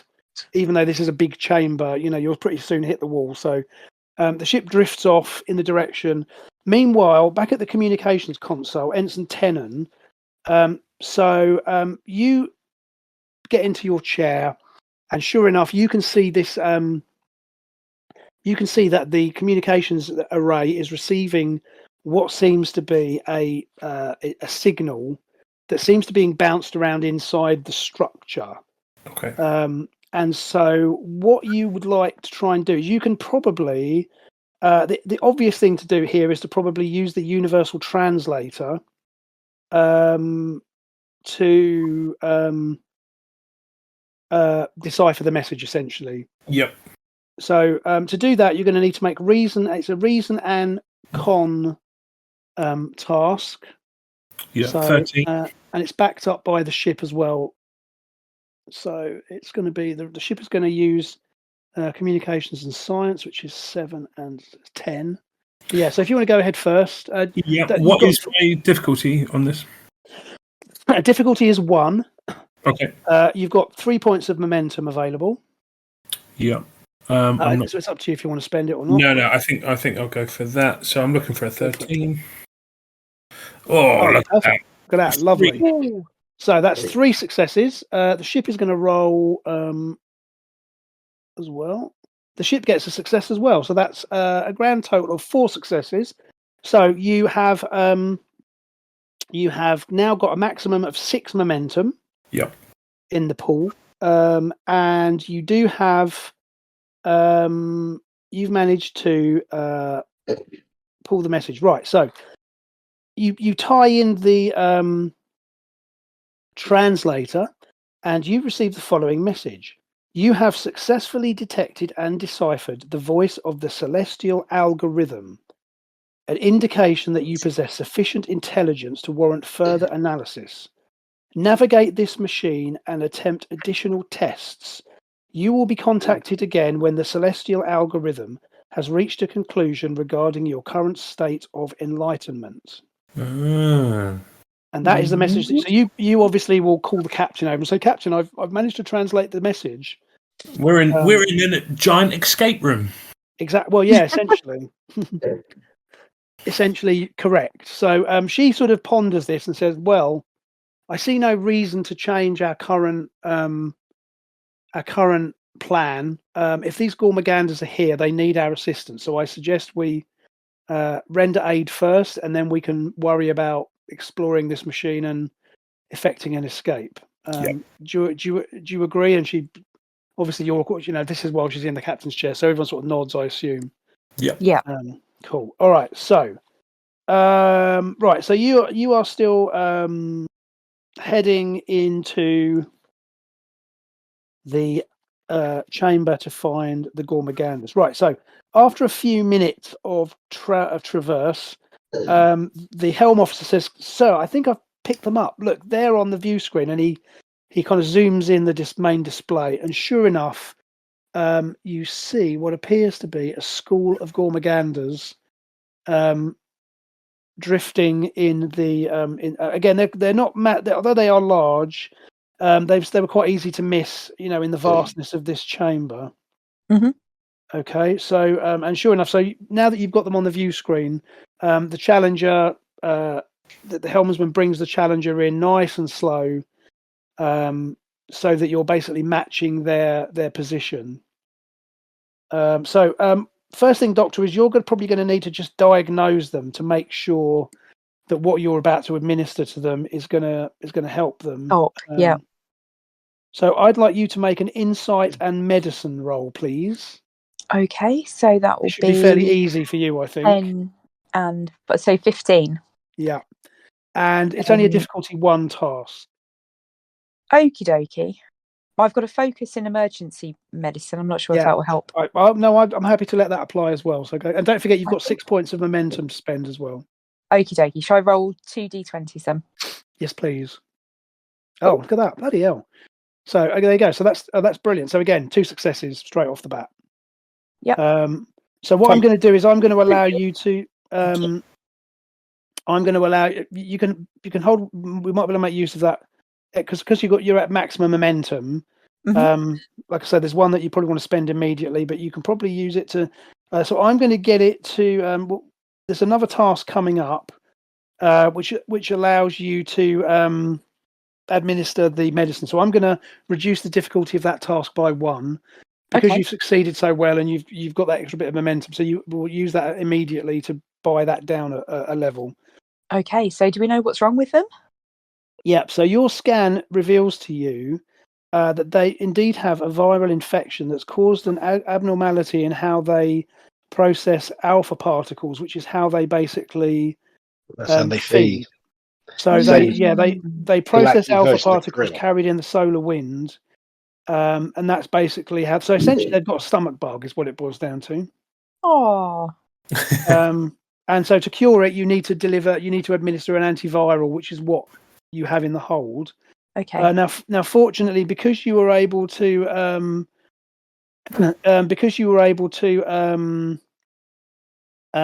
retrieve the medicine before it became affected by the radiation, then all you need to do is I'm going to get to make a difficulty 1 reason and medicine task. Okie dokie. And that's going to be to allow you to basically determine the correct dosage, and then you can essentially administer it. I guess you'd probably use probes to do that. Or if we strap them to a photon torpedo and just shoot them. Well, you could just transport it, couldn't you? Yeah, that's what I was about to say. We could just literally transport it straight into the bloodstream. Yeah. I just rolled 3 and 9 with a target of 17. Perfect. So perfect. So you succeed handsomely. So yeah, you decide. You advise the captain. So captain, I think the best way to do this is if we simply. I've checked the antivirals are still viable. So all we need to do is we simply transport the volume of the antiviral directly into the bloodstream of the creatures. And so she says, "Well, very well, Doctor. Proceed." And you head off down to the. So you head down to the transporter room, and you get the the guy on duty there, and he after a few minutes of calibrating, he simply activates the transporter, and sure enough, if you were to see the cargo bay, you would see the obviously the canisters are still there, but you would hear the hum of the transporter, and this literally deposits this directly into their bloodstream. And sure enough, within minutes, the Gormaganda seem to be a bit more active. So at the moment, obviously, they're still trapped in here with you, but at least they are improving, and their scans will tell you that their life signs are, their vitals are stabilizing, and even the Orion seems impressed, and she says, "Thank you, Captain." Steve. Yes. I'm going to ask Karen, can he pick any sentience coming up from the Gormagandas? Yeah. Oh, sentience. Yeah. Oh, interesting. Because something that I can pick up. I've got a fear. As Kevin would say, I want to test the theory. We didn't detect them until after the voice, no? Until what? After we received a message from whatever this is. Finding out that we're in an escape. No, strictly speaking, not true, because Tennant had already detected them. Right. Okay. The signal was bouncing around inside the ship for a while. It was only detected, and then obviously Tennant's deciphered it.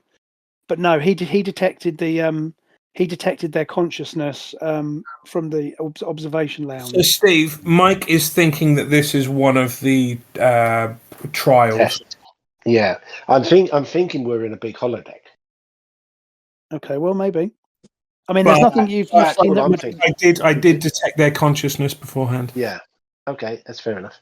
I mean, I think it's yes. I mean, again, it may very well be that this is if it's not an intended test. Certainly, you don't get some disembodied voice saying you have passed another test.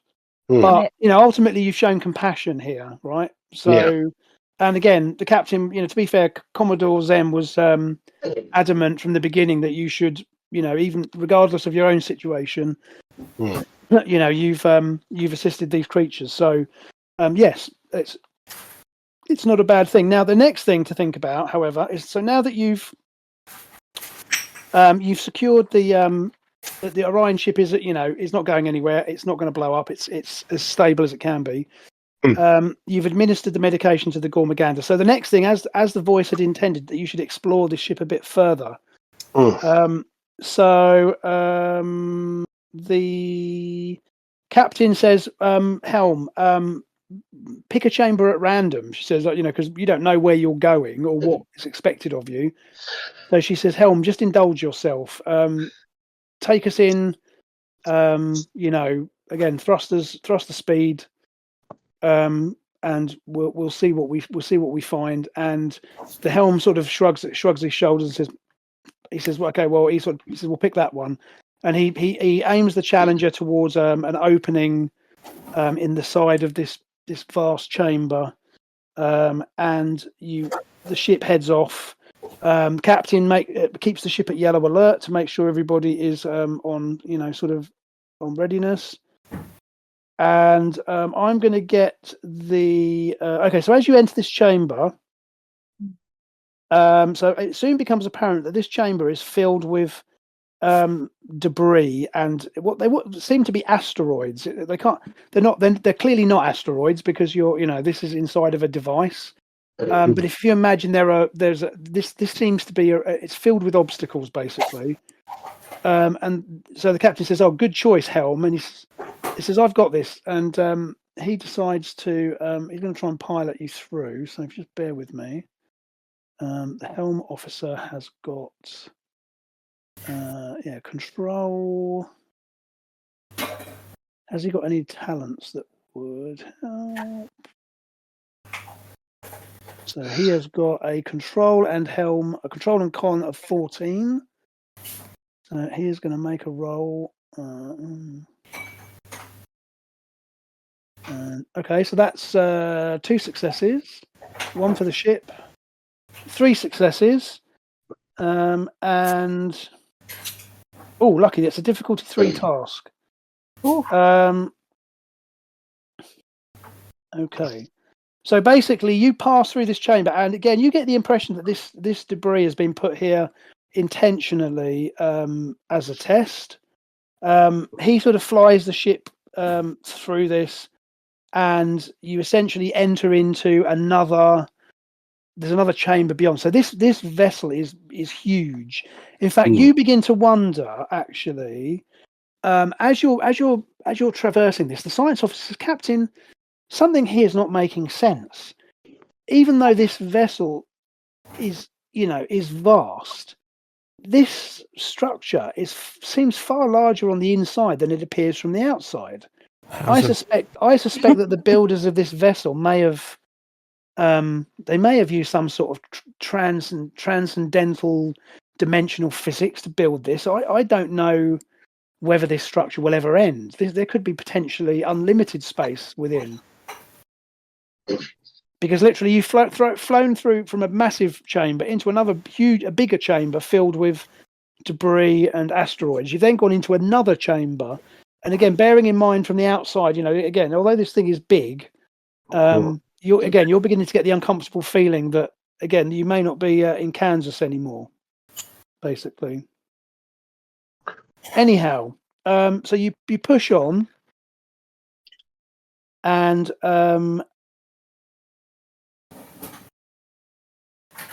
Okay. Right. So as you press into the next chamber, and again, the chamber seems again, visually it appears to be the same as you've seen before. Again, vast, empty structure. You carry out a quick sensor scan of the interior, and there's no other vessels or any other debris or any signs of life in this chamber. But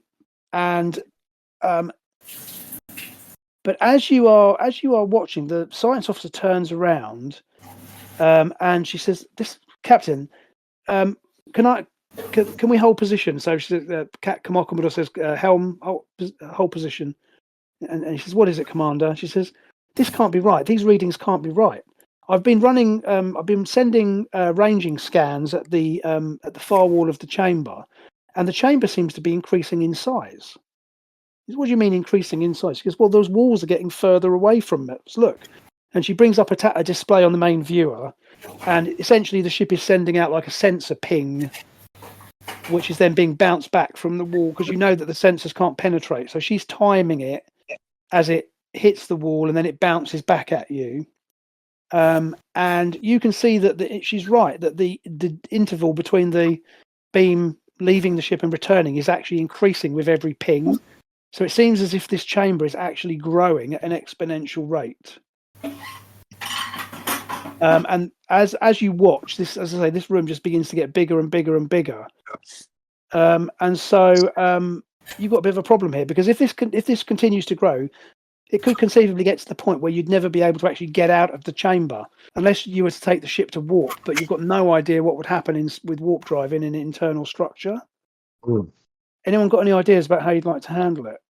So with the sensor ping, the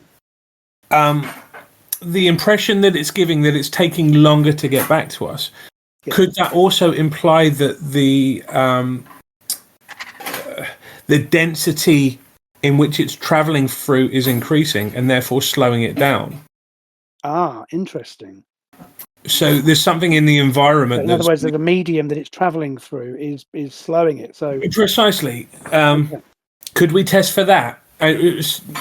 Rather than jump to the conclusion that the size of the chamber is growing, that it could be the environment is increasing in density. Yes, you can. So this excellent idea. So Commodore Science Officer, I want you to scan. Target the sensors. See whether you can verify the ensign's theory. And so she says, "Very well." She's going to make a roll based on, I think it's going to be insight and science here. So she's got a 9 and it's going to be a 13. Oh no! Right. Spend a point of momentum right now to buy that off. Yes, please. Yes. Question. Oh crap! Oh, dear. No. How many can we spend, Steve? Spend another one we're going to spend one to roll again. Oh, what happened there? I don't know what the hell that is. Spend another one to re-roll again. Bloody hell! Oh my word! I don't think we're meant to make this roll up. How many have we got left? That's interesting. I don't think you could do that. Isn't that funny? How are you doing that? I just dragged it out of the. It turns it into a counter. So what I could do actually is if I drag that one. 6. Yeah, that works for me, Steve. So what's our what was our momentum? We had 3, didn't we? No, we had 6 actually. We had 2. So we've got 4. That's good. I can use that as a momentum counter. Brilliant. Hey, nice. Okay, so you've got 4 points. So yeah, that she's saying there's something interfering with my sensors. She says, blaming it on sensors. And as you're puzzling over this, you get the comm panel beeps, and the chief. You get a hail from engineering from the Tellarite engineer, whose name is. Isn't it Crumb or something? It's something stupid like that. Oh, it's Jaxa. Yeah, Burke Van Jaxa. It says engineering to bridge. Go ahead, Commander. What are you people doing up there with the warp drive? And she says, nothing, nothing. But the Commander, we're as you know, we're only proceeding on thrusters. and he says, "Well, the warp core is going crazy down here." He says, it's almost as if we're inside some sort of warp bubble, but that's impossible. The warp engines are not running at the moment. And the science officer says, "Wait a minute." He says, "Maybe that would account for this. For what the ensign's describing is that perhaps if this technology is using some sort of a warp bubble to distort the perception of the chamber." In essence, what the ensign had suggested is that there's something which is interfering with the sensor pings, giving the impression that the chamber is actually larger than it is. And she says, "Commander, could you use the Challenger's engines to create an inverse warp bubble to cancel out any such effect?" And he says, "Well, in theory, I suppose. Give me a moment, and we'll see if we can initiate it. Stand by though, things may get bumpy." And he cuts the signal, and a minute later he's going to roll his perfect, excellent, and I believe, if I'm right, I think that's actually 4 successes, if I remember rightly. What's he got there? Yeah, okay, brilliant. Yeah, cool. He okay, so he scored. So that was a difficulty 3 task, but he's also managed to give you an extra point of momentum. Right. So what he does is he basically initiates the Challenger's warp engines to create a static warp bubble, and it basically cancels out the warp effect that's being generated by the chamber. And sure enough, once this kicks in, the ship kind of judders a bit as the two warp fields interact. But sure enough, almost instantly, the effect ceases and the sensors return to normal. And on the display, you can see that the ping is now steady and the chamber seems to have returned to what its normal size. But as you suspected, it didn't actually grow. It was simply a trick, essentially, to make it appear as if it was growing.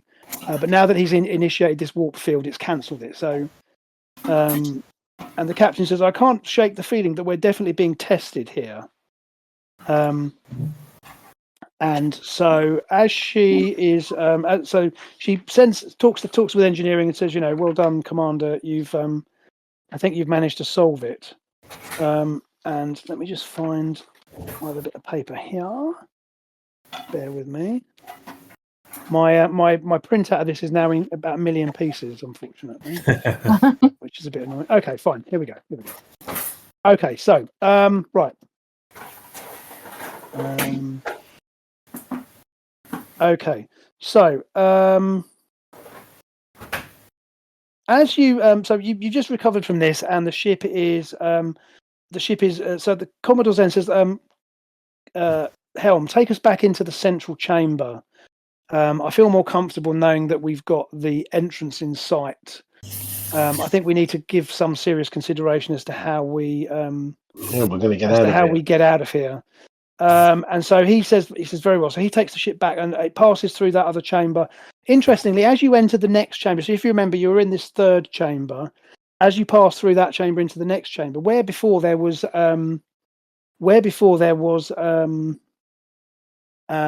debris and what appeared to be almost like asteroids. When you re-enter this chamber, it's either a completely different chamber because it is again empty, or the obstacles have been removed because they've served their purpose. You're not sure which, but regardless, you traverse the second chamber without incident, and then you return back to the main chamber. You know this is the case because your sensors pick up both of the Orion ship still drifting pretty much where you left it, and you also are able to detect the Gormaganda pod, who are now kind of essentially, for want of a better word, swimming about, but seem unharmed basically. So they seem okay. So you're back in the main chamber. Yep. I think we probably should start leaving breadcrumbs if we're going to be flying around. That's a good idea. What you could do is you could possibly use probes. So you could program probes to basically, like like log buoys essentially. So you send out a probe, have it transmit a specific signal. So if you get within range of it, you know that's your probe number 1, probe number 2, whatever. Yeah, probes. Or could we add something to our warp trail to leave sort of like a residue behind? Like that? Yeah, you could do that if you want. Yeah, the only problem with that though is that they seem quite capable of changing the environment in here. True. Yeah, true. And if we leave a non-physical trail, if you like, they could cleanse it, couldn't they? Yeah. Yeah. Okay. Yeah. Let's go with the probes then. I just didn't want to use up all our probes. But we only need 1 per chamber, really, don't we? Yeah. Yeah. I mean, basically, yeah. You can get the so Tenon can work to set those up. I mean, the probe communication buoys sort of fall within your purview anyway. Okay, cool. And you can program them from your station because basically the probe launchers are all automated. So you simply you select the load. It's a bit like Thunderbird 2, right? You kind of select the loadout that you want for it. Yeah. So you kind of tap away on your console and you load probes with communications equipment. And you essentially put a code into each one that is unique. And what you do is you launch the probes and you can send them into the other chambers. And so within 10 minutes, the Commodore gives you the go ahead and these probes kind of go and they shoot out and you can see them on the view screen and they don't seem to be interfered with. The structure doesn't seem to object to them, if that makes sense. So they're not destroyed. They simply fly off. Okay. Cool. And you're able to confirm that you're picking up a signal. Lovely. However, once you finish deploying those buoys, so you finish that task, when you realise that your communications console is beeping, and you suddenly realise, it catches you by surprise for a minute because obviously you've been inside this structure and you've not been able to communicate with the outside world. But you realise that you're actually receiving a transmission, so you kind of spin around in your chair and say, "Captain, we're being hailed." I think. When you say you think, Ensign, what do you mean? I've set my my dial to pick up different. So I just want to point out, first of all, out of character. Yeah. That being a communications officer and an ensign, I thought it was an interesting idea to play someone who is quite bad at communicating verbally. Yeah, I like that. Yeah, that's good. Yeah, that's a good idea. I like that. And therefore rely a lot on their the equipment they have, and also going internally and using his empathy and what have you. So anyway, he's trying to communicate all good choices to the Commodore that he set up this system to pick up different. He's essentially scanning through the different frequencies, so I've picked up I'm picking up a communication. Oh, very well. Put it on speaker, and so you sort of switch it over, and you hear the same voice coming through that you heard from the message before, and it simply says, "What is your purpose?" And that message just simply repeats. It just says, "What is your purpose?" Steve, does that have to run through the universal translator, or is it being?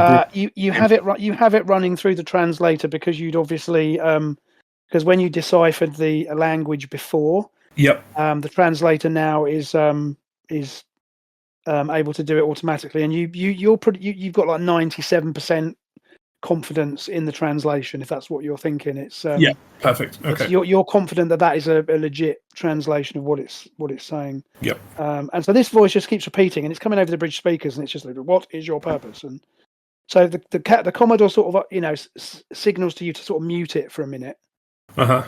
And she sort of looks around everybody and says, "Well, what do we think, people? Is it that simple, or is there something else at play here?" I think it's that simple. They want to find out who. The whole thing seems to be a test to see who we are, whether we're good, we're bad, whether we can. And I think, why not just tell them who we are? I'm thinking of giving it the Starfleet directives, right? Yeah. Yep. Very well, Commander. Why don't you take it? Oh, cheers. So she says, "Ensign, open a hailing frequency back on the same channel," and then Open channel, Commodore. Go ahead, Commander. We are members of the United Federation of Planets. We are many species. We come here to seek out new life, new civilizations, make contact with people, give them the Star Trek spiel. And Okay. as he's saying this, we've got the music sort of playing in the background. Yeah, of Yeah, course yeah, we have. yeah. From Well, the of course we historical have, 'cause- documents. It wouldn't be any fun if you didn't have the music. Yeah. If you didn't have the And music playing in the basically, background. we come out here to meet the unknown. We come out here to learn what is known, learn the unknowable. So I think we come out here to seek, expand our knowledge, meet people. Yeah. Okay, so So I'll just I see the commander standing as he's saying this, speaking with pride, we're and I all see humming all in the other background. crew Yeah, I know members you. on the bridge sort of turn to face and are watching as he's giving that, and it's all reminding us of the oaths we took. Yeah, I get basically. I give it. I draw from deep within myself to say, look, we're out here to see. We are out here to expand our knowledge. We are out here to. Do you know what I mean? Yeah. Yeah, and to learn who Look- we are. Look, yeah. To be better. Okay, so as you conclude your frankly moving speech, as you're sort of talking to you're talking into the air basically. But as you suddenly you then become aware on the view screen there's a light beginning to appear. Brightness kind of begins to fill the bridge, and before literally within seconds the bridge is kind of dazzled. You're all dazzled. And as the filters on the view screen kind of click down to adjust, you can see what appears to be a wormhole is opening in the middle of the structure. And as you watch, helplessly, the Challenger is pulled through, and within almost an instant, the ship seems to have been pulled through this wormhole, and you suddenly emerge in open space. And as you again, if you imagine on the bridge, this happens in almost instantaneously. So you've given your speech, this wormhole appears, the ship is literally pulled through it, and then within seconds you emerge in space, and you realize you're no longer inside the structure, because you can see stars, and the ship is sort of turning slightly, and the helm sort of is struggling to figure out where you are and is trying to Are we anywhere near the structure? Restore orientation. Well, the first thing the navigator or the helm says, Commodore, we're certainly not where we were, but I've got no idea where the hell we are. All I can tell you is we're certainly nowhere near home. And then suddenly the Commodore sort of goes, there's an intake of breath, and she sees on the screen, and as she looks up, you all sort of turn around to look at the view screen, and as you look, you see this vast structure. Ooh. And around it there are multiple, you can see many of the same vessels that you've encountered. So those are the ships, and this vast structure, which has a kind of it almost looks like a double helix, like a DNA. It reminds you of a DNA. It's not a DNA sequence, but it kind of has the same structure. And at the heart of this object, there is it appears that it's wrapped around an artificial star at the center of it. And it appears that becomes clear that this intelligence that you're dealing with is, as we've established before, is some sort of a machine intelligence. There's no life signs. It's not alive in the sense that you understand it, but it seems to be some form of machine intelligence. And as the ship begins, as you sort of take in this sight, and again, this my image doesn't really do it justice, but you can imagine this thing is huge. That's a star surrounded by an artificial structure. Yeah, and the like scale and scope of that structure is something you've never seen before. It's mind blowing. So obviously all your kind of senses are going nuts at this. And as I say, you can tell from the sensors that there are literally thousands of these probe devices dotted around, and that's just within sensor range. And as you're gathering your sensors, and everyone's kind of pulling themselves together a little bit, and the Commodore is asking for damage reports and casualty reports, and those are all negative. The ship hasn't been damaged. Nobody's been injured. Again, that same ensign was probably trying to do a backflip on the vaulting horse in the gymnasium and has twisted his other ankle. But other than that, everybody's fine. Steve, is the Orion still aboard? I beg your pardon?